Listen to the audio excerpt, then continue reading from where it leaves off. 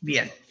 Les decía que para trabajar sobre el texto de Lévi-Strauss, Naturaleza y Cultura, voy a utilizar una presentación que yo luego voy a subir al Classroom. La subo como he subido otro material, como material complementario. Así ustedes pueden tener esta presentación disponible después para poder estudiar y ver los temas. Además, hay un video sobre el texto en el canal de YouTube de la materia, así que entre la presentación que les dejo en el Classroom, el video sobre el texto que está en el canal de YouTube y la clase de hoy, más o menos calculo que van a poder tener un encuadre de los conceptos que trabaja Lévi-Strauss. Bien. Si puedo compartir pantalla y... Buenas tardes, profesor. Buenas tardes. Buenas, ¿va a tomar lista, profesor? No, en este momento no. Lo que voy a hacer es trabajar... voy a ver la presentación de Lévi-Strauss. Vamos a ver la presentación sobre Lévi-Strauss. Les pido un segundo que estoy tratando de coordinar justamente eso y ahora lo presento.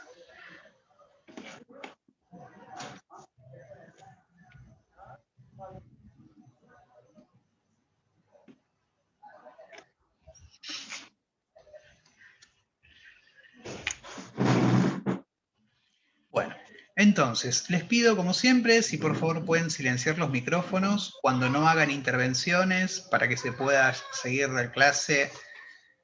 Bien. El texto entonces que vamos a ver hoy es Naturaleza y Cultura, de Lévi-Strauss. Lévi-Strauss nació en Bruselas el 28 de noviembre de 1908 y murió en París el 31 de octubre de 2009, hace relativamente poco, un hombre muy grande ya.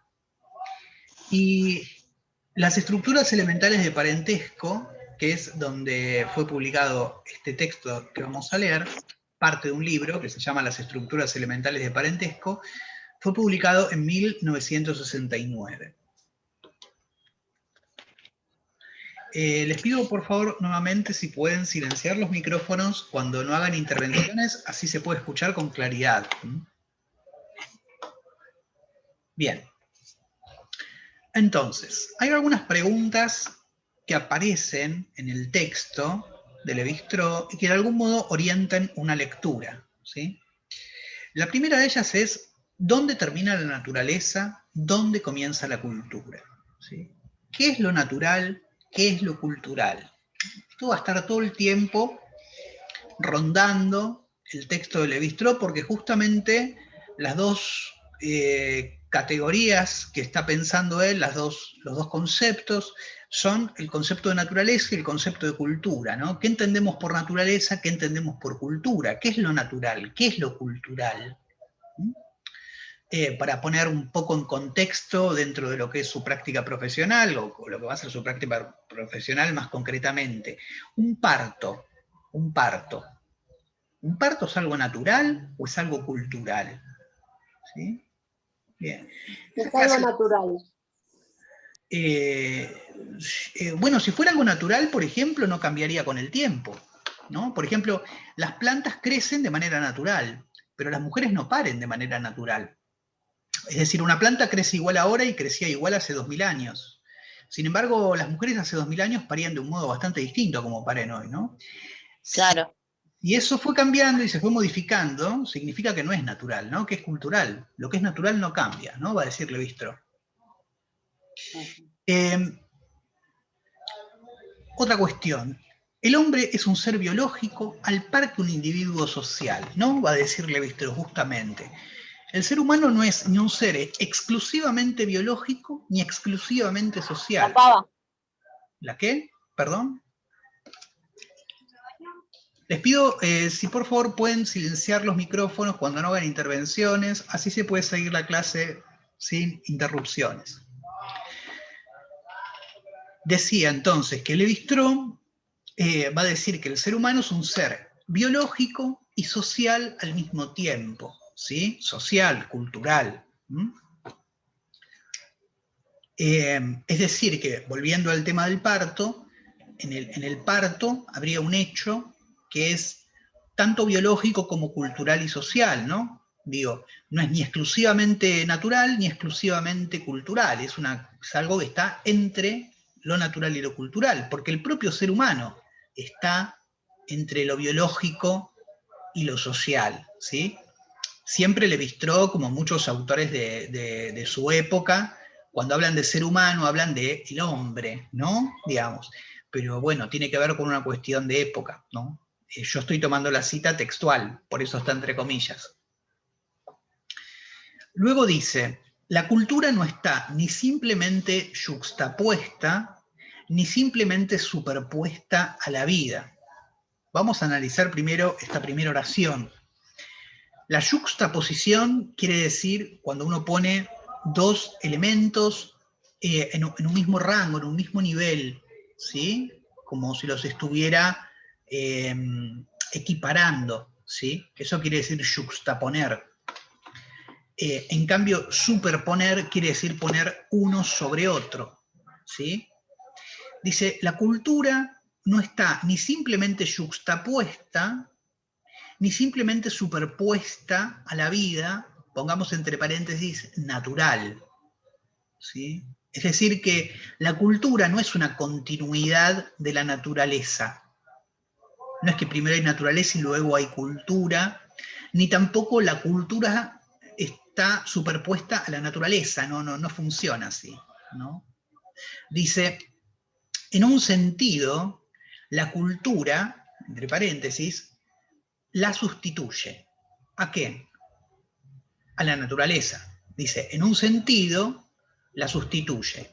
Aclaro yo, en un sentido, la cultura sustituye a la naturaleza en el ser humano, ¿sí? Lo cultural sustituye a lo natural. Y en otro sentido, la utiliza y la transforma para realizar una síntesis de un nuevo orden. Aclaro yo, en otro sentido, la cultura utiliza la naturaleza y la transforma para realizar una síntesis de un orden, de un nuevo orden, ¿sí? Pensemos, por ejemplo, en el dulce de naranja, ¿sí? Las naranjas son algo natural, ¿sí? El ser humano utiliza, digamos, este elemento natural para transformarlo y realizar una síntesis de un nuevo orden, ¿no? Un dulce de naranja, digamos. ¿Está? Estoy diciendo algo que puede parecer una barbaridad, pero de alguna manera explica un poco, digamos, a qué se está refiriendo Lévi-Strauss, no pensando en el dulce de naranja, sino pensando en otras cosas un poco más amplias, ¿sí? Es decir, la cultura utiliza y transforma la naturaleza para realizar algo completamente diferente, algo que es de otro orden, ¿sí? Que ya no es ni natural ni cultural, es otra cosa, ¿sí? Bien. ¿Dudas, consultas hasta acá? No, profe, va bien. ¿Vamos bien? Bien. Sí.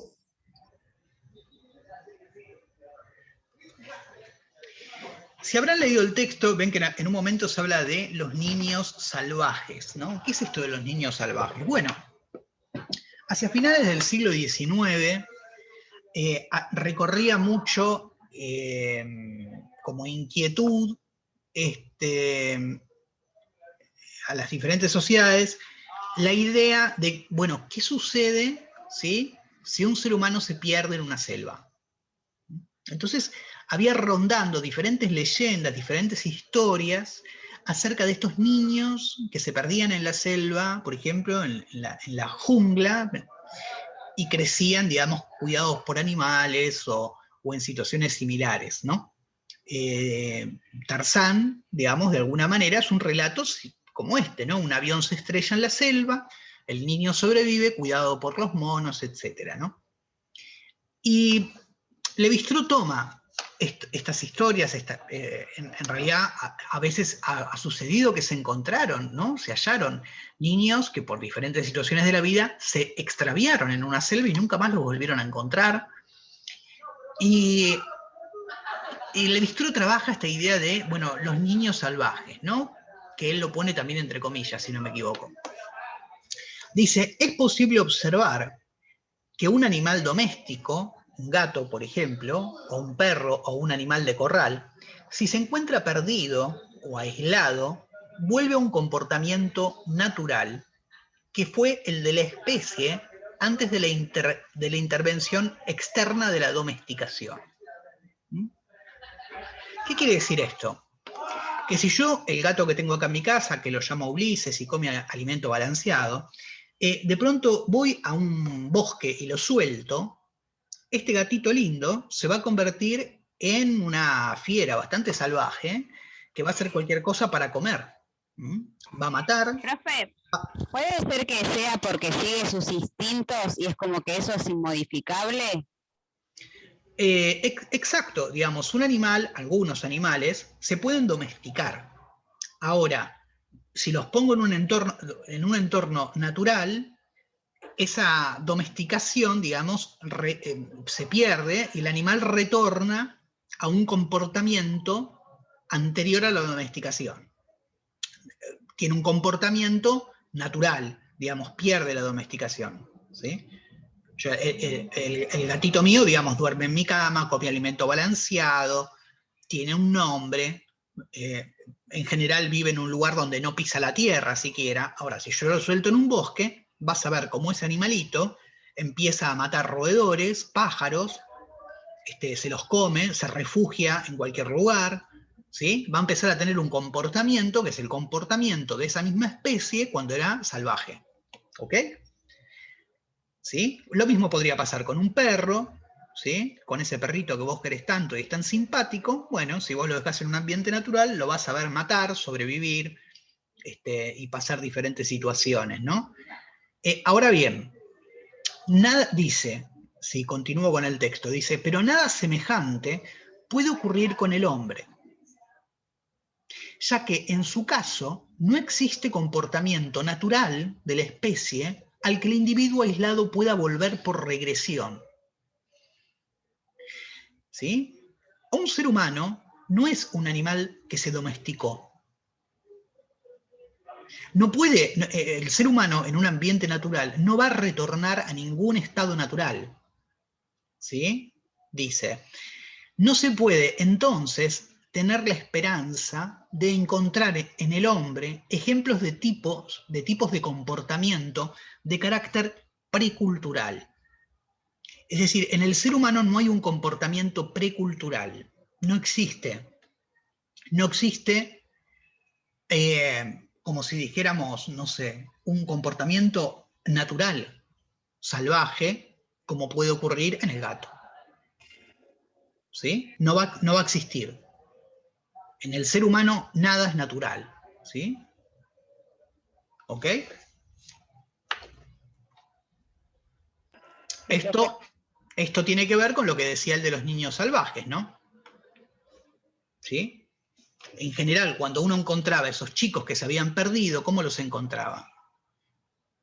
En algo que ya no era humano prácticamente, ¿no? Porque no, por lo general vivían poco, ¿no? Cuando se los encontraba, no sobrevivían demasiado tiempo, no hablaban o no llegaban a desarrollar nunca un lenguaje, es decir, estábamos frente a casos que es muy difícil entenderlos como plenamente humanos, digamos, ¿no?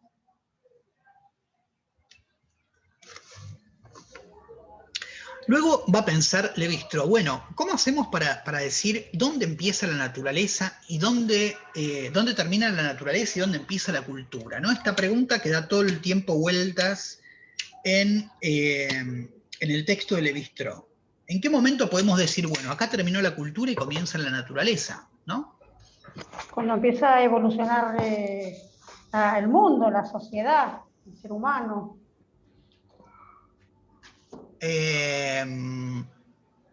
¿Pero eso lo pensás vos o lo dice Lévi-Strauss? No sé quién estaba hablando.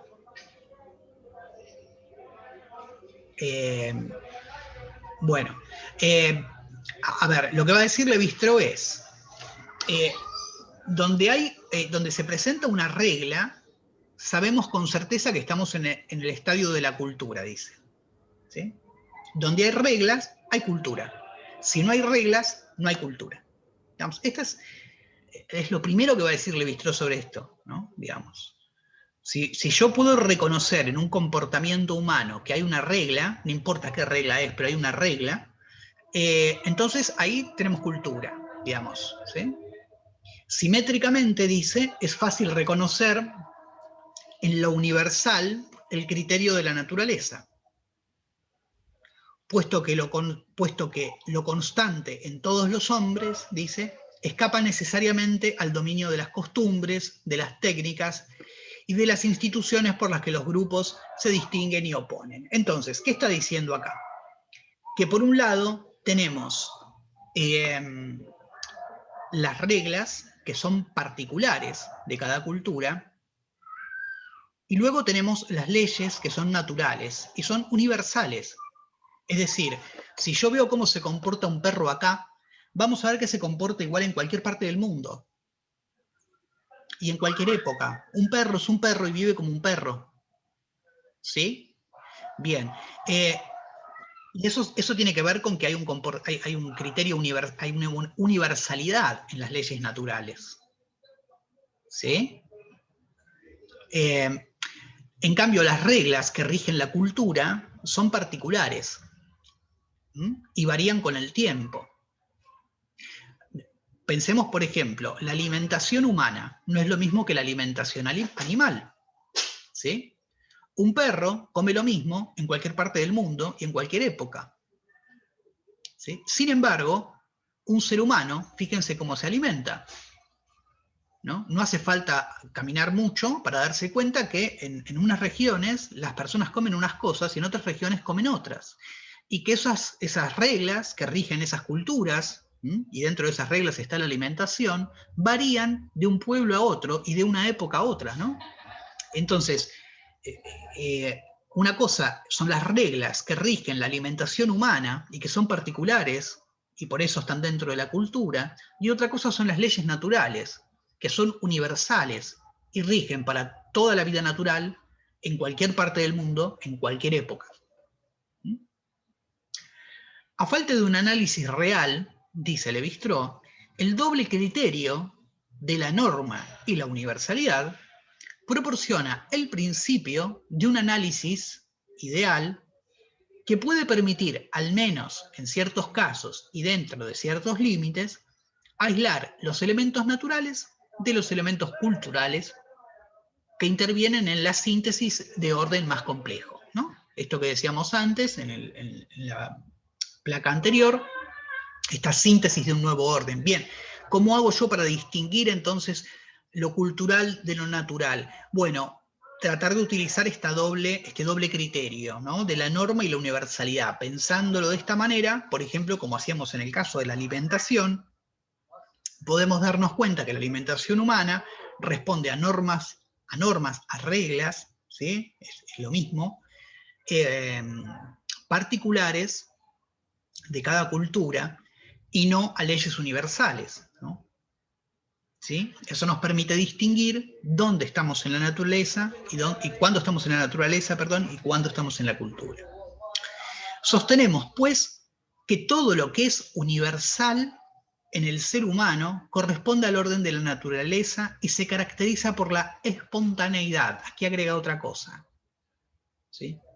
Mientras que todo lo que, acá falta una palabra, está sujeto a una norma, pertenece a la cultura y presenta los atributos de lo relativo y lo particular.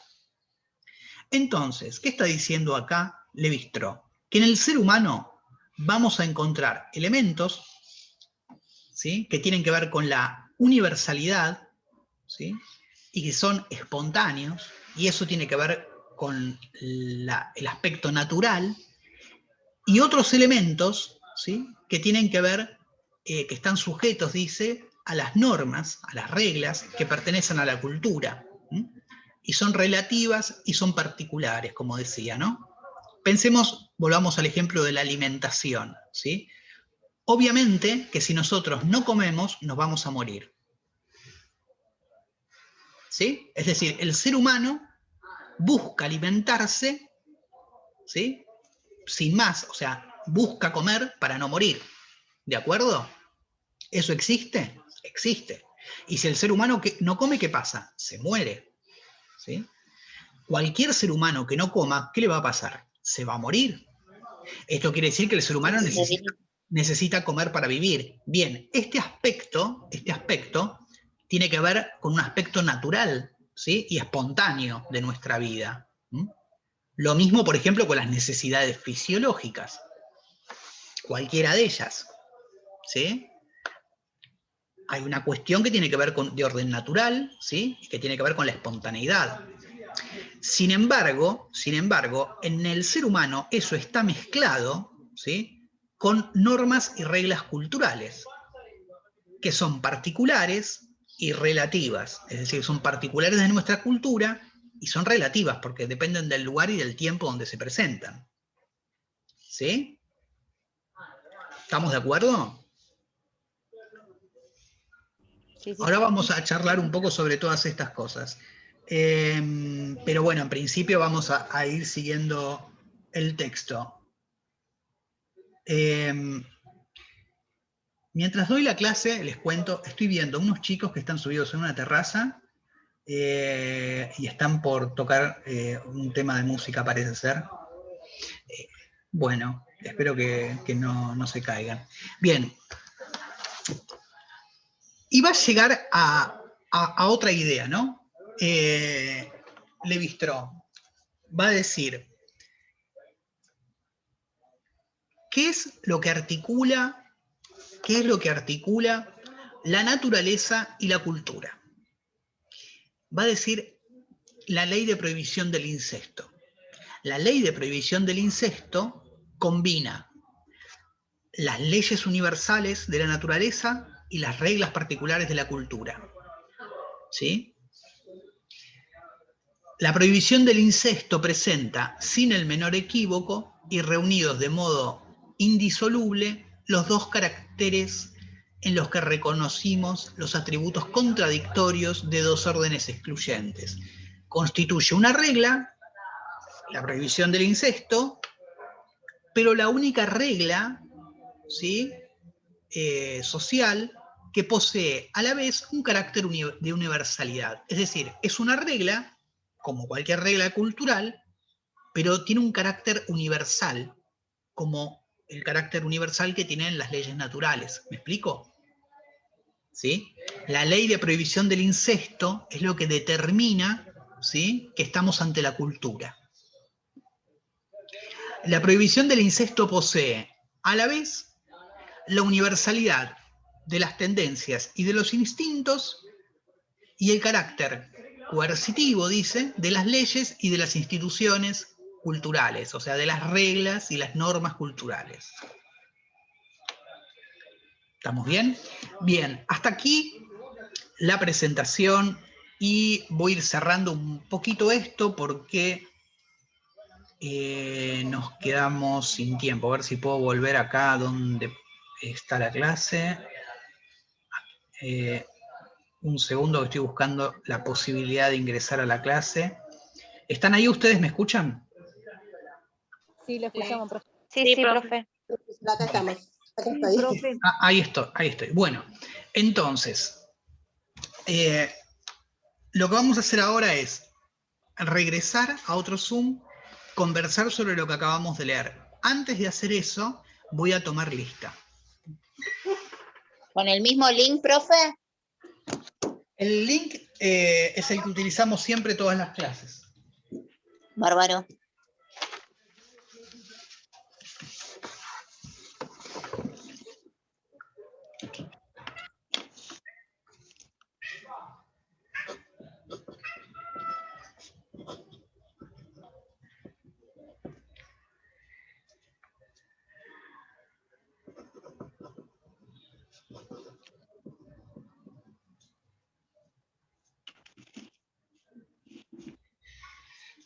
se van cambiando los nombres todo el tiempo y se van moviendo las imágenes de un lado para el otro, así que les pido si me ayudan con la asistencia.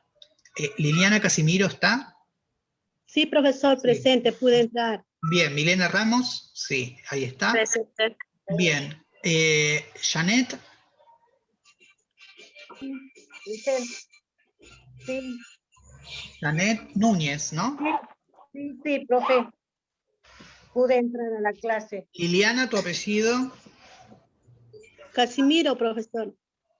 Ah, no sé, hay dos Liliana, me parece. Liliana, perdón. Chicos, nos quedan 6 minutos. Liliana, hay una persona que está con el nombre Liliana simplemente. ¿Tu apellido cuál es, Liliana? Liliana Juárez. Juárez. Sofía, ¿cuál es tu apellido?